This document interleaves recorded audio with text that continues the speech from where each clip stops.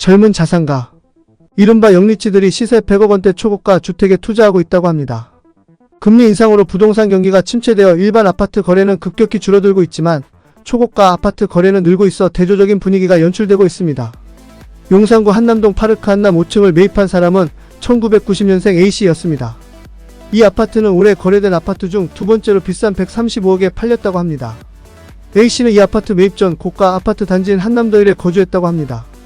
A씨는 주택 매입을 전액 현금으로 중개사 없이 직거래했다고 알려졌습니다.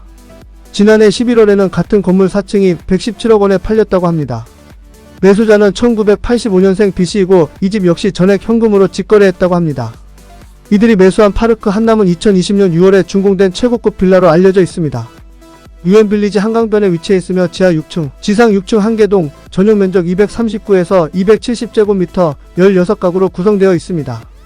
지난해 10월 방시혁 하이브 의장이 2층을 108억 원에 매입했고 싸이와 태양 등 유명 연예인도 거주 중이라고 합니다.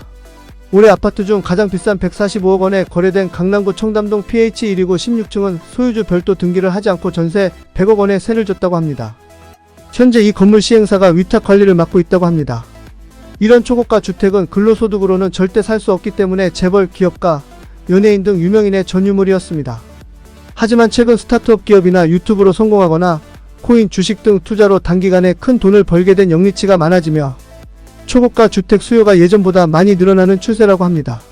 언론에 따르면 이렇게 단기간 큰 돈을 벌게 된 젊은 층은 이익금의 상당 부분을 부동산에 재투자하는 경우가 많다고 합니다. 특히 대외 여건에 민감도가 낮은 용산, 강남 일대의 초고가 주택을 안전 보유 자산으로 선호하는 경향이 있었다고 합니다.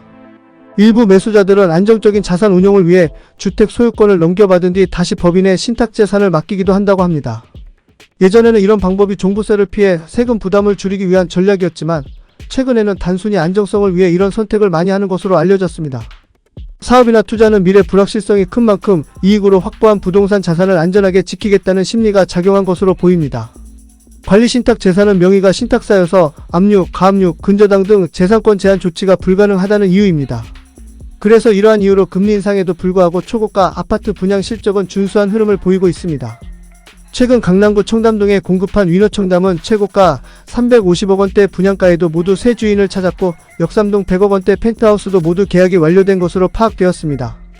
월급쟁이로 언감생심 꿈에도 못 꿀 몇백억 가격대의 집들이 그냥 백화점 물건 사듯 사고 파는 것만 봐도 믿기지가 않는데 그 당사자들이 나이 어린 영리치라고 하니 뭔가 허무해지고 난 그동안 뭐하고 살았나 하며 인생 무상이라는 생각이 듭니다.